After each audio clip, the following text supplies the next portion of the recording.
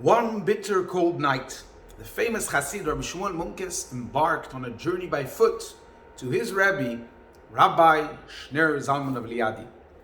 It was cold and windy and it pierced his bones. He was so relieved to see a wagon passing by. Rabbi Shmuel waved and the wagon stopped. The wagon driver happily offered Rabbi Shmuel a ride. The wagon driver was a liquor merchant, and Rabbi Shmuel made himself comfortable among the many bottles of spirit that filled the wagon.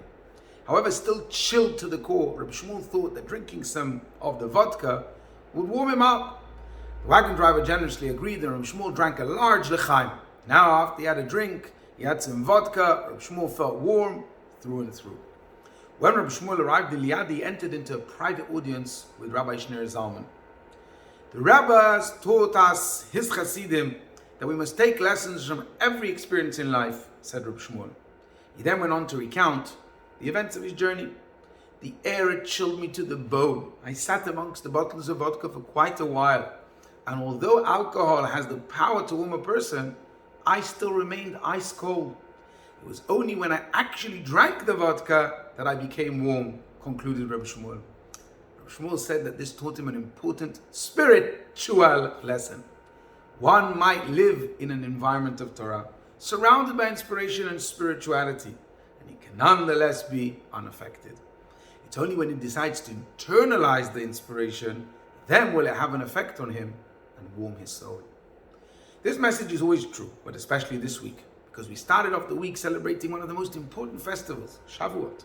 We spent 48 hours rejoicing over the fact that the Almighty in His kindness gave us the most amazing gift, the Torah, which is full of wisdom and inspiration.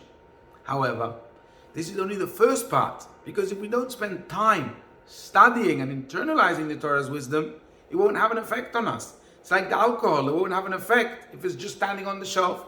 You need to internalize it.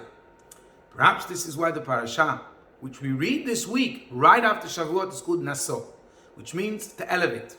In Israel, by the way, they read the parasha this week called Barotcha, which also means to lift up. And this is to remind us that just like with alcohol, in order to get on a high, you need to take it in.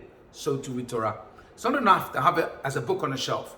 Rather, we need to actually read it, take it in, and then it will put us on a high.